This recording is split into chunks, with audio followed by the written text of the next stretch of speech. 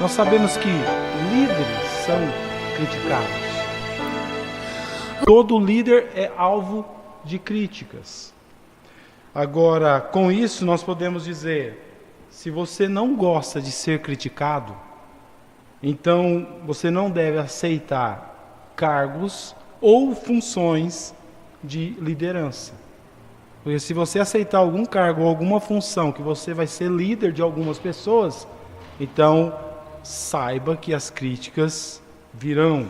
Isso é algo natural no mundo em que nós vivemos. Não deveria ser, mas é. E muitas vezes as críticas nem sempre são justas.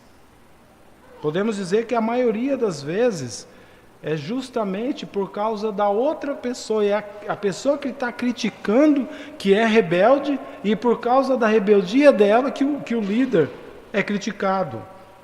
A maioria das vezes é por causa da rebeldia pecaminosa que os seres humanos nascem com ela. Nós podemos dizer que vemos isso na vida das crianças. Antes mesmo de saberem se expressar com palavras, de forma inteligível, elas já sabem ser rebeldes aos pais, sabem ser rebeldes aos mais velhos, não aceitar aquilo que são orientadas a fazer. E nós vemos crianças sendo rebeldes na escola, e essas coisas não são ensinadas, geralmente não são. Elas aprendem por conta própria. De modo geral, as pessoas procuram ensinar que sejam crianças que obedeçam, que façam as coisas certas, que procurem facilitar a vida das pessoas com quem elas estão, mas nós vemos que tem dificuldade. As crianças já nascem com essa capacidade de se rebelarem às autoridades. E quando isso acontece, muitas vezes justificamos a nossa rebeldia jogando a culpa nos outros. Mas eu fiz isso porque fulano me provocou, ou porque olha o jeito que ele falou comigo. Parecendo muito com a história de Saul, que nós sempre comparamos Saul com Davi. Ele sempre procurava culpar as outras pessoas por suas falhas. E nós temos, na verdade, várias histórias na Bíblia sobre rebeldia, de pessoas que não aceitaram a autoridade e foram rebeldes ao Senhor. Rebeldia é não aceitar a autoridade superior. Pessoas que não aceitam a autoridade de outras pessoas são chamadas de rebeldes. Jesus Cristo, ele tinha toda a autoridade aqui na terra e no céu, quando ele estava aqui nesse mundo. Mas mesmo assim, Jesus Cristo foi desrespeitado. As pessoas não aceitavam a autoridade dele, porque as pessoas muitas vezes não aceitam pessoas que têm autoridade. E Jesus Cristo tinha toda a autoridade. E mesmo assim ele não foi aceito por muitos. E isso nós podemos dizer que começou aonde? Lá no Éden. A história de rebeldia é antiga. É muito tempo atrás o homem não aceitou o conselho do Senhor. O Senhor o aconselhou não comer da árvore do bem e do mal, mas ele não aceitou o conselho, foi rebelde, ele desobedeceu. E com isso, eu quero dizer que a tarefa do líder não é fácil. Nós temos aqui o exemplo da vida do apóstolo Paulo. E em qualquer tipo de liderança que estivermos, não é fácil. Eu sempre digo que é muito mais fácil obedecer. Se tem uma situação, tem um trabalho para fazer, é muito mais fácil você chegar no trabalho, tem alguém liderando, falar, faz isso, faz aquilo, e você vai lá e faz, e pronto, você faz a tua parte, aquilo que pediu para fazer, você faz, é mais fácil. Agora, liderar, além de ser chato, de ter que ficar falando o que as pessoas têm que fazer, ainda corre o risco das pessoas ainda falar, fica falando para fazer, mas fazer que é bom não faz. Já ouvi muito disso. Tentar falar, mandar é fácil, fazer é diferente. Mas nós podemos dizer que obedecer é muito mais fácil, mas a nossa natureza pecaminosa não concorda com isso. E muitas vezes, quando estamos numa situação que deveríamos obedecer, a nossa natureza acha alguma maneira para se rebelar, para ir contra aquela autoridade, para criticar a liderança do outro. Ah, se fosse eu faria assim. Ah, desse jeito é mais fácil. O mais fácil é obedecer.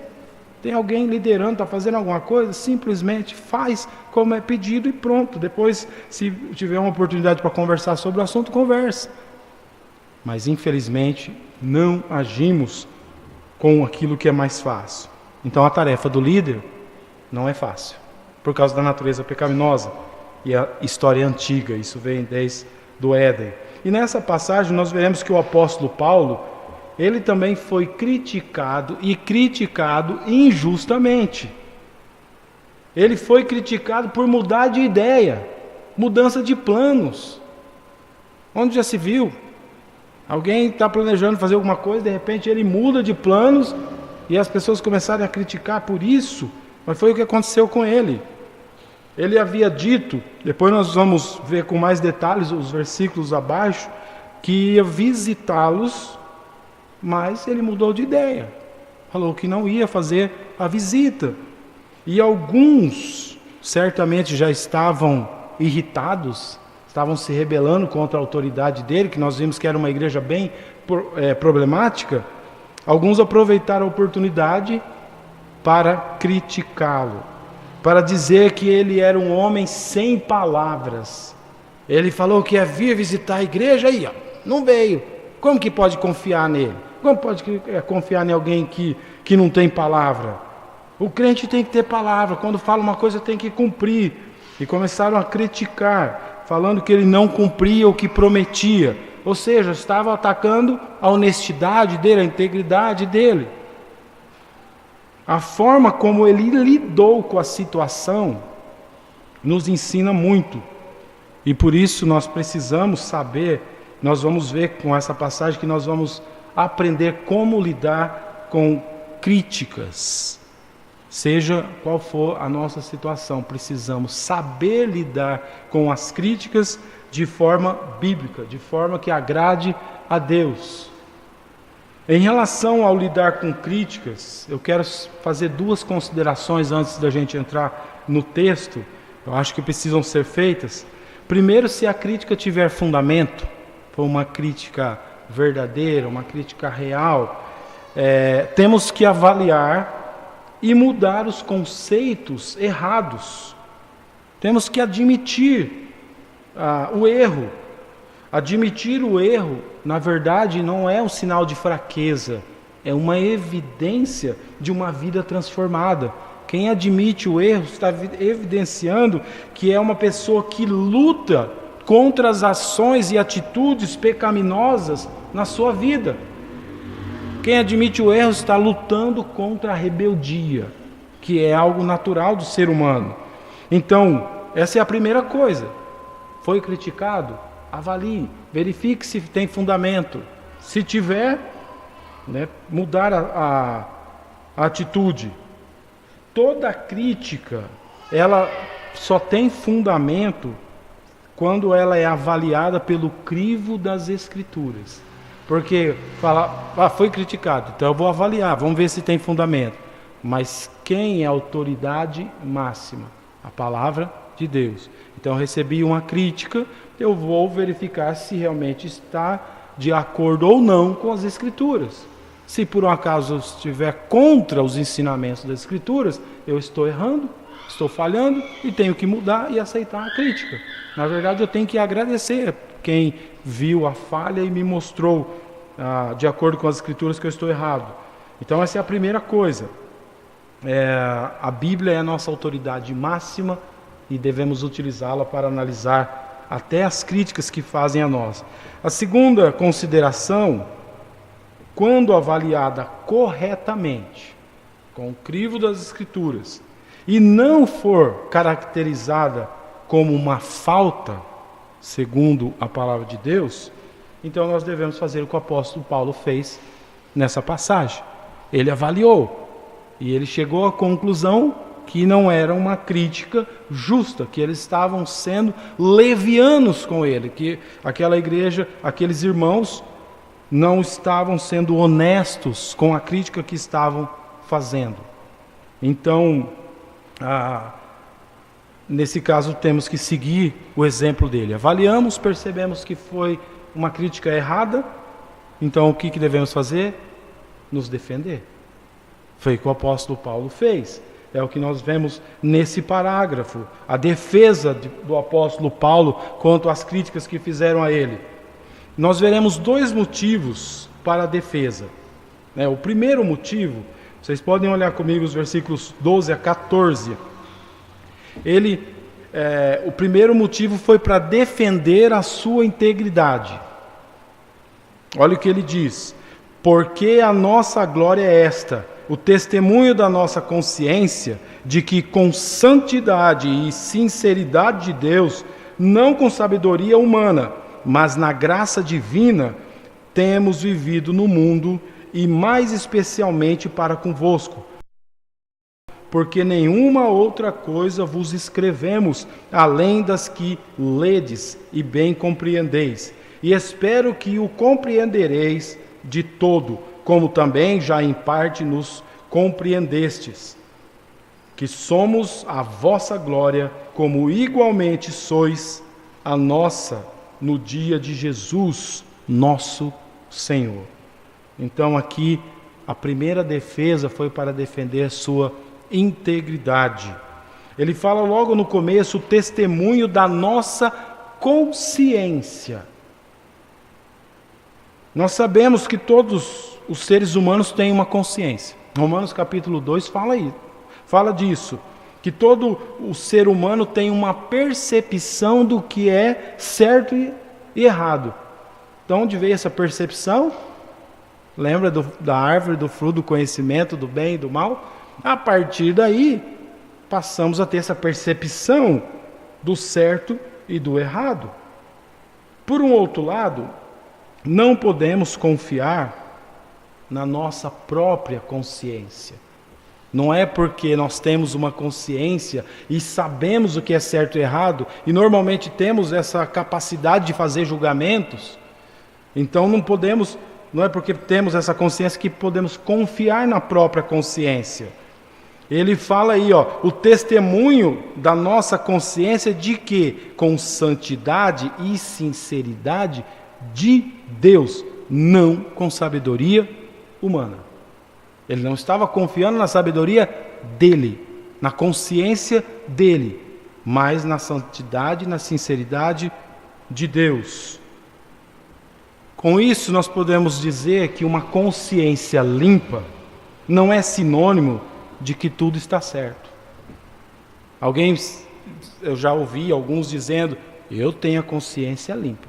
Minha consciência está tranquila. Eu tenho certeza que eu não fiz nada de errado. De acordo com a minha consciência, está tudo certo. Ter consciência limpa e tranquila não é sinônimo de que está certo. E o motivo principal é porque essa consciência, talvez ela esteja cauterizada com o erro. O que é ser cauterizado com o erro? A pessoa faz tanto uma coisa, ela fala tanto uma coisa, ela diz tanto uma coisa, que ela passa a acreditar que aquilo é verdade, que aquilo é certo. Ela ficou cauterizada. E a consciência dela fica tranquila, porque ela está fazendo tanto erro, tantas vezes, que na hora que ela vai para a consciência para acusar, a consciência não acusa. Mas aqui o apóstolo Paulo está falando de uma consciência não baseada na sabedoria humana, porque essa pode ser falha. Ela tem que ser uma consciência avaliada na base da santidade e sinceridade de Deus. Sinceridade, a palavra sinceridade tem a ideia de transparência, que não tem como se esconder atrás de alguma coisa, é possível ver.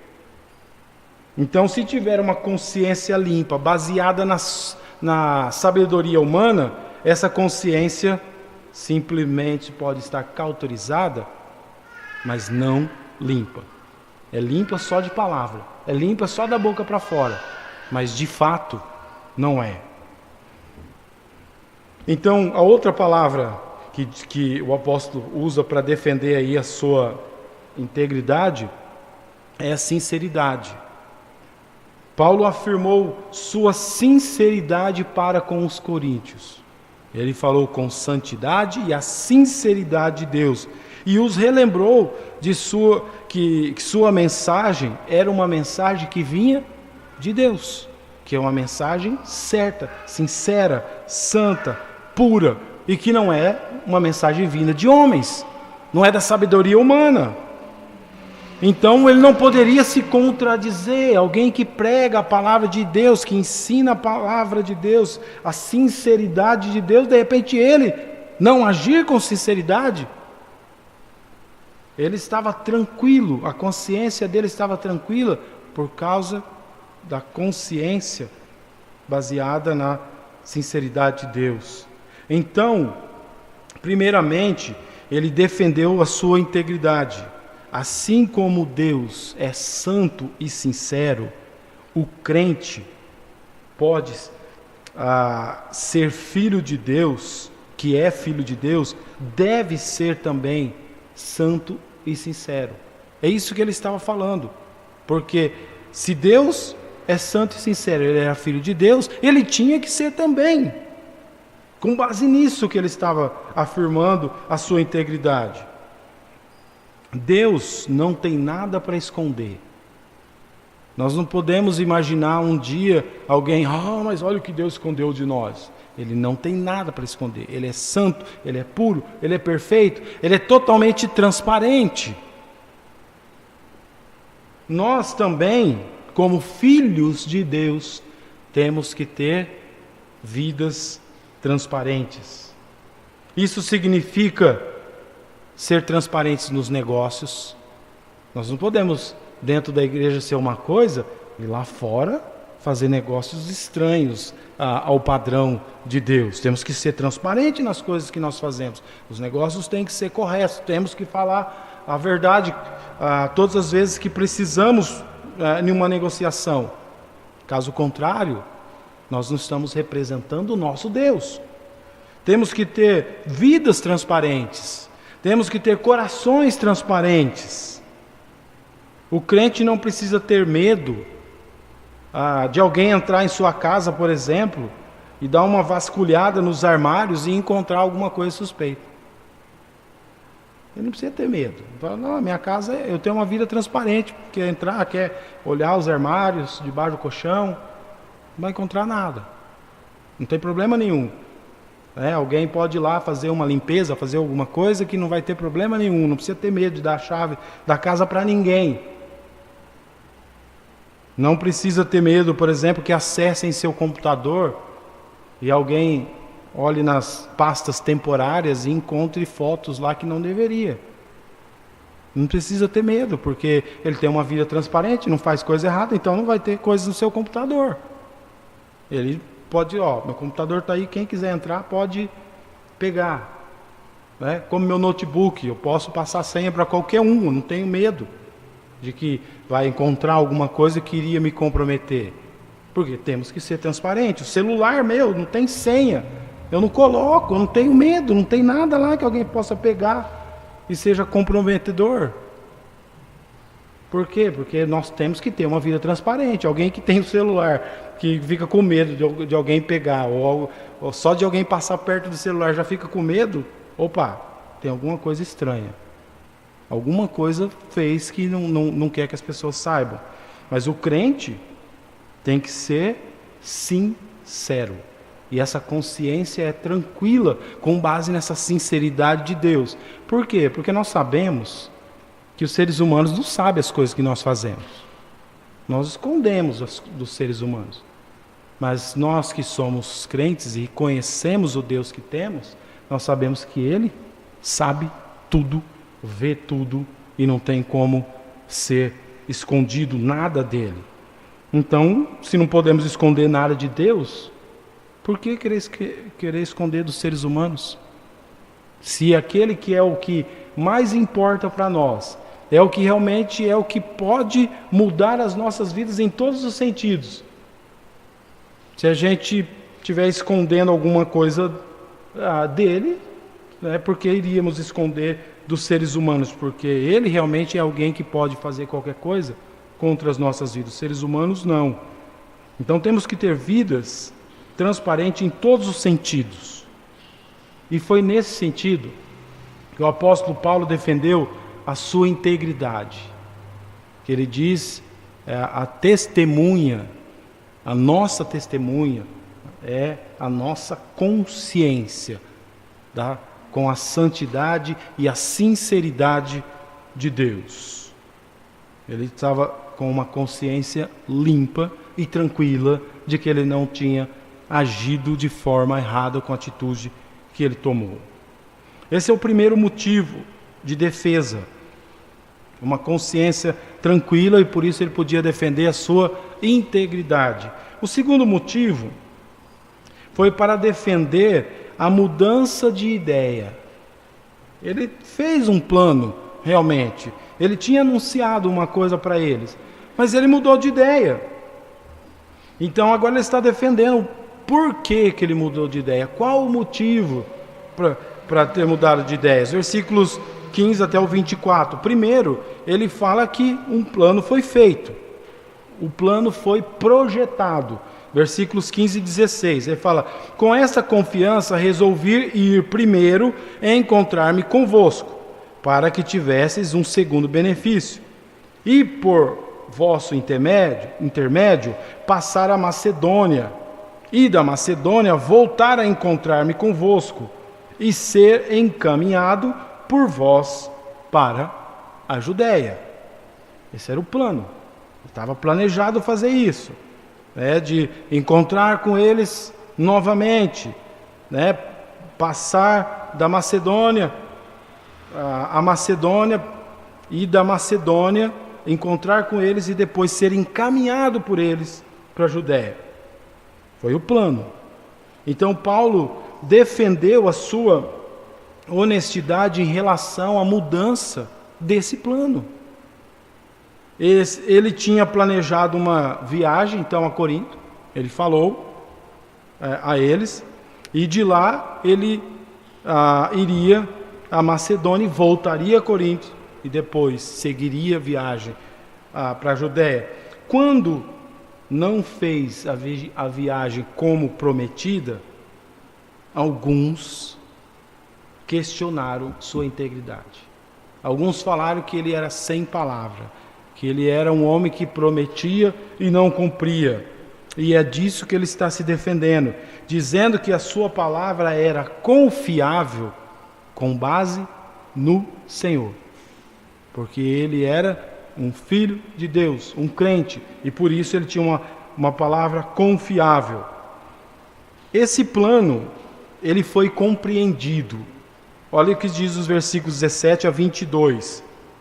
Ora, determinando isso, terei porventura agido com leviandade? A acusação foi que ele foi leviano, mas na verdade era eles que estavam sendo levianos com ele. E ele pergunta: só porque eu mudei de plano eu agi com leviandade? Ou ao deliberar, acaso delibero segundo a carne, de sorte que haja em mim simultaneamente o sim e o não? Às vezes fala uma coisa, às vezes fala outra, não é alguém que é preciso no falar. Antes, como Deus é fiel, a nossa palavra para convosco não é sim e não, porque o Filho de Deus, Cristo Jesus, que foi por nosso intermédio anunciado entre vós, isto é, por mim e Silvano e Timóteo, não foi sim e não, mas sempre nele houve o sim, porque quantas são as promessas de Deus, tantas tem nele o sim, porquanto também por ele é o amém para a glória de Deus, por nosso intermédio. Mas olha essas palavras finais que ele diz: mas aquele que nos confirma convosco em Cristo e nos ungiu é Deus que também nos selou e nos deu o penhor do Espírito em nosso coração. Ele foi acusado de ser alguém inconsistente. Na versão NVI, essa versão, do jeito que está escrito, com esse português arcaico, às vezes parece ser meio confuso tudo que está sendo falado. Mas na versão NVI, entendemos melhor o argumento dele. Ele fala: ou será que faço meus planos de modo mundano, dizendo ao mesmo tempo sim e não? É isso que ele está falando. Na versão NVI dá para entender melhor. Será que eu sou como um incrédulo, como um mundano, que não tem palavra, que uma hora pode falar sim e não, né? Tem pensamento dobre, ele não é sincero o tempo todo? Assim como Deus é sim ou não, ele que era um convertido do Senhor, também era sim, sim, ou não, não. Cristo Jesus, que foi por nosso intermédio anunciado, isto é, por mim, Silvano e também Timóteo, não foi sim e não, mas sempre nele houve o sim. Disse também que nós somos, como filhos de Deus, como crentes, confirmados em Cristo, ungidos por Deus Pai, selados no Espírito Santo. Assim ele demonstra o privilégio do cristão de estar em comunhão com as três pessoas divinas. Como salvo, nós podemos ver 4 benefícios de termos comunhão com o Deus Trino. O primeiro benefício é a confirmação. Por causa da salvação que temos, fomos confirmados em Cristo. A palavra confirmação, ela é uma palavra comercial, de caráter comercial, numa negociação. É uma palavra que indica que uma negociação não podia ser quebrada. Seria como sermos autenticados. Essa é a confirmação. Somos confirmados em Cristo, somos autenticados em Cristo. É algo que não tem como mudar. É uma palavra comercial. É como se tivéssemos feito um contrato no cartório, foi carimbado, assinado, está lá a escritura e não tem como mudar. Então, confirmados em Cristo. Essa situação nós não há como mudar. Nós somos autenticados. Também fala sobre unção. Fala que quem nos ungiu é Deus. Unção é uma referência espiritual. Podemos dizer que é uma unção espiritual, não no sentido material. E alguns falam, mas fomos ungidos, temos que ser ungidos para ter algumas bênçãos materiais. Não é nesse sentido. Aqui ele está falando no sentido espiritual. Quando nós recebemos a salvação, nós somos ungidos. Ou seja, quem é ungido é um separado para o Senhor. E aqui especificamente nós somos separados para o Evangelho. Separados para levar o Evangelho adiante às outras pessoas. Então nós temos esse grande benefício. Além de sermos confirmados, autenticados como salvos, também somos ungidos para podermos fazer a obra do Senhor. Além de ungido, outra palavra forte usada aí é selo. Indica, selo nas escrituras, indica propriedade, indica inviolabilidade. Um exemplo hoje, tem 2 exemplos que um talvez não usa mais, é aquele de marcar o animal com um ferro bem quente. Aquilo ali é um selo que era para indicar que aquele animal era daquele dono. Mas outro, também qualquer outro selo de propriedade, por exemplo, numa escritura, quando tem lá aquele carimbo no cartório, tem a assinatura e tem um selo junto, indicando ali que aquilo é autêntico, que aquela pessoa é dona daquela propriedade. E nós temos o selo, que nós temos que indica a nossa propriedade é o Espírito Santo. O Espírito Santo que habita em nós é o selo que garante que somos propriedade de Deus. Além de sermos de Deus, e esse selo é inviolável, outra palavra que completa aí os nossos benefícios como salvos é penhor. Nos deu o penhor do Espírito Santo em nosso coração. Mais uma vez, é outra palavra comercial. Quando pensamos em penhora, nós lembramos de algo comercial. Banco, por exemplo, empréstimo. No cartório, alguém faz uma compra, ela dá uma entrada, um sinal. Às vezes numa negociação mesmo, de um carro ou uma casa, alguém vai lá e dá a primeira parcela, indicando que ela vai cumprir o resto, pagar as outras parcelas. Então isso é um penhor, aquela primeira parcela é o penhor. Como o Espírito Santo é o nosso penhor? Porque o Espírito Santo é a primeira parcela do pagamento de tudo que Cristo fez por nós na cruz, da obra completa de Jesus Cristo. Ele é o primeiro, é o primeiro pagamento, ele é nosso penhor, é aquela garantia de que um dia tudo que foi prometido vai ser cumprido. Porque nós somos salvos, nós somos redimidos do pecado, mas ainda sofremos com o pecado. Nós vimos que somos criticados, o apóstolo Paulo que estava falando que estava sendo criticado, nós ainda não deixamos de ser afetado pela presença do pecado. O pecado ainda é uma realidade nas nossas vidas.